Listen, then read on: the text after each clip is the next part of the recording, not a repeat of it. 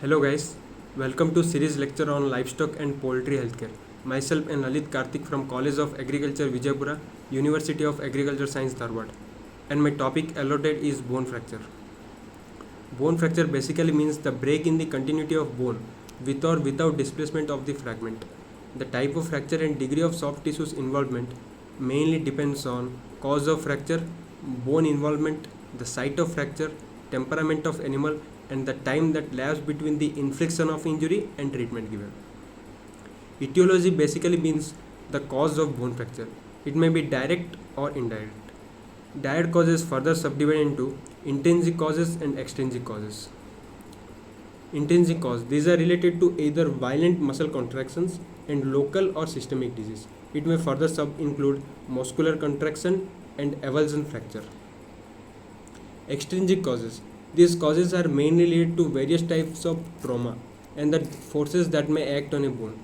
It may be direct violence or indirect violence. Trauma is the most common cause of fracture for direct violence. It includes automobile injury, falling from a height, etc. Indirect violence includes bending, torsional compression, and shearing force, etc.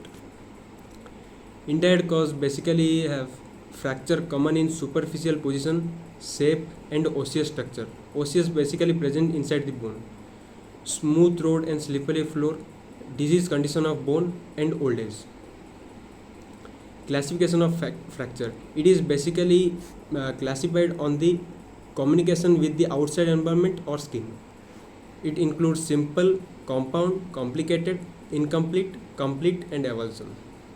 Simple fracture. As you can see, this is the simple fracture. It does not communicate outside. There is no wound on skin. Compound fracture.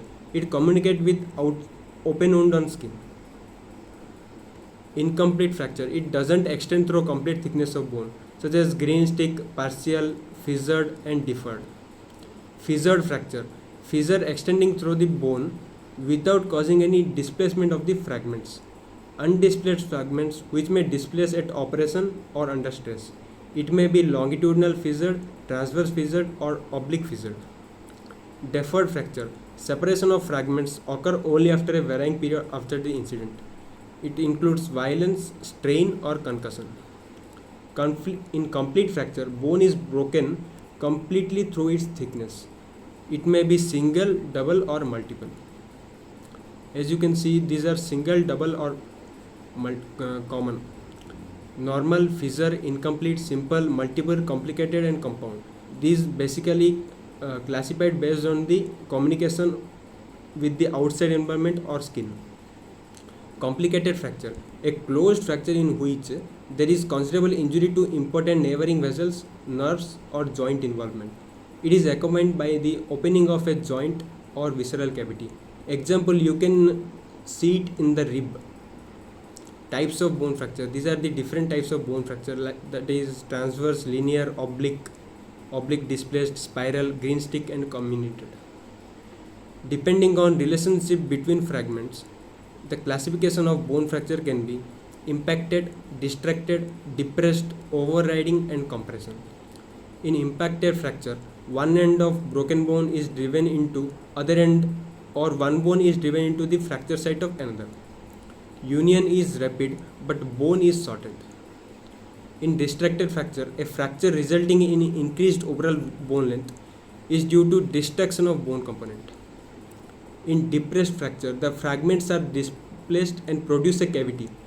Basically, you can see in the part of the skull. These are different types of bone fracture, such as impacted, compression, and overriding. The clinical signs of a bone fracture includes pain, dysfunction, local trauma, abnormal posture, and crepitus. If you cannot see through the clinical signs, you have to further undergo diagnosis, such as radiography, bone scan, computed tomography scan, micro CT, magnetic resonance imaging, that is MRI scanning, positron emission tomography, that is PT scanning. Treatment option for open fracture includes K-wire, intermedullary plain, interlocking nail, orthopedic wire, screw, and plate rod. Fracture healing. It undergoes several processes such as indirect bone healing or direct bone healing. In indirect bone healing, there is callus is formation present, but whereas in diet bone healing there is without callus formation is present. Other types of fracture healing includes intramembranous bone healing, trabecular bone healing, and physial bone healing. Osteoblast is basically present in mesenchyme. The different types or stages of healing of fracture includes formation of hematoma, which basically lasts for 24 hours, formation of soft callus that basically lasts for 10 to 21 days, formation of primary bone callus that basically lasts for 21 days to 6 weeks, and the last stage of healing of fracture is formation of secondary bone callus that basically lasts for 8 weeks. These are different stages of healing of bone fracture: hematoma formation, fibrocartilaginous callus formation, bony callus formation, and bone remodeling.